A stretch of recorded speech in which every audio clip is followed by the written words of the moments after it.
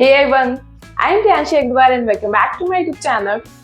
During my initial days of coding, I was able to solve only 2 questions in the Leetcode contest.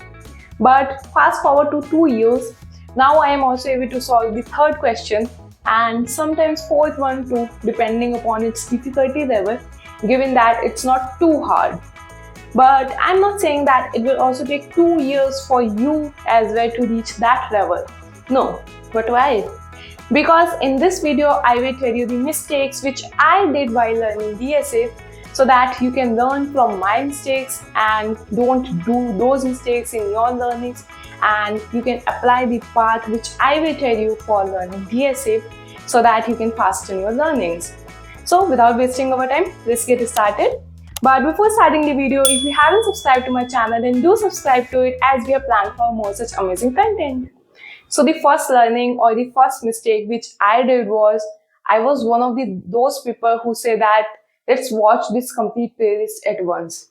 This guy has so and so playlist and had taught this topic completely in these 10 to 12 videos, and let's watch it. So I started watching everything from starting to end. I saw DP, graph, trees, stacks, queue, everything. It means I was watching the DSA playlist day and night without even thinking about the questions. But thinking that I will be able to solve the DSA questions after watching these playlists. But what was the problem? As soon as I started solving problems, I forget everything whatever I have studied. So I'm not telling you to do that. Don't watch any playlist, don't watch any video, don't even go through the basics of that topic and directly jump on the problems. No, I'm not saying you to do this thing. And nor I am saying you to do that, just watch this complete playlist, keep on watching again and again and videos only. No, I'm not saying you to do any of those things. I'm saying that if you know the basics, like what is array, what is 2 pointers, what is sliding window, graphs, DFS, BFS, what is binary search, in which condition we use binary search, or if you don't know any of these topics, then you can directly search on YouTube for that particular topic. Let's suppose DFS or BFS. So that from these one videos, you will get to know that what is that topic, where we use that topic, and how we use that topic. What is the stack, what is queue, what is recursion, what is DP, what is memoization, when to use memoization. So in this way, within 10 to 12 videos in 1 to 2 weeks, you will get to know the basics of all the topics. And after that, you can parallelly start solving problems so that you don't feel betrayed from the problems. Because you may watch any number of videos, but if you don't solve problems, if you don't apply the concepts which you have studied, then you will never going to remember that concept. Because you have never applied that concept, you have never used that concept, you don't know the use case of that concept, so you will never going to remember that concept. So because you have never used it. So we will neither just keep on watching playlists again and again and again, nor we will just go straight to solving the problems without having even the basic knowledge of that concept. Cool? And the second mistake which most of the people do, and I also did, was I need motivation. I will keep on solving easy problems only. I will not move forward to medium and hard problems as it demotivates me. And on the other hand, there are people who say that, what confidence? I will do exposure to hard problems. And these are the people who are able to solve only 1 or 1.5 problems in the contest. But still, I will do simple. I will look at the 3rd problem. I will look at the 4th problem. It's good, but realizing that it's only staring at the problems is not going to solve the problem. And they also think that if they keep watching the videos again and again, then they will be able to solve the 4th problem. But no, it's not the case. So they keep on spending 2 hours, 3 hours on a hard problem, although they were unable to solve the medium problem. So in this case, neither you should just get stuck with the easy problems, nor you should just keep spending your time spending 2 or 3 hours on a hard problem if you are unable to solve the medium problems.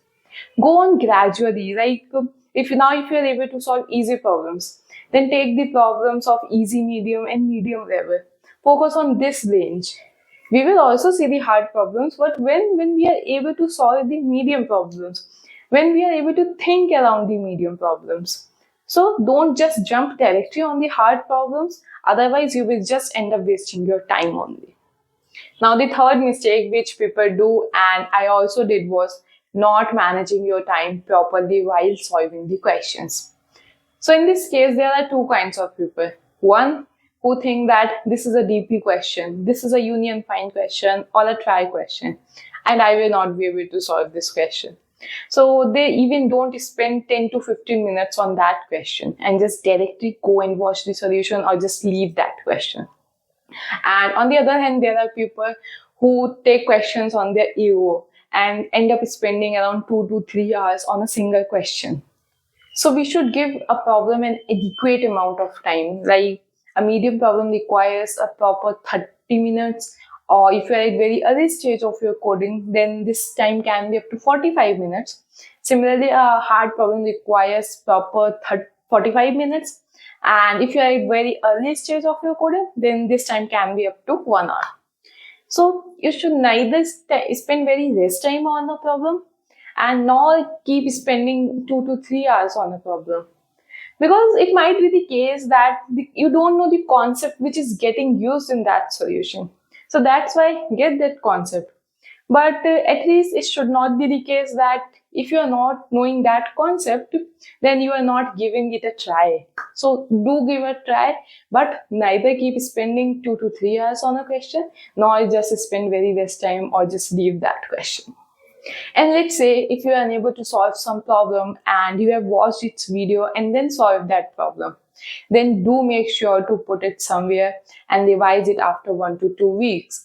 And then see that whether you are able to solve that question now or not.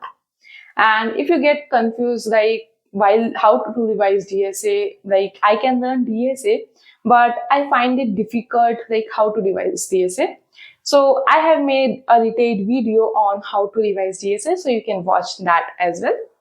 So yeah, that's all for this video. I hope you have got some good insights regarding the mistakes which you should avoid while revising the DSA. And I hope you will incorporate these things in your learnings. So yeah, thank you for watching this video. We'll meet in the next video. Till then, keep learning and stay curious.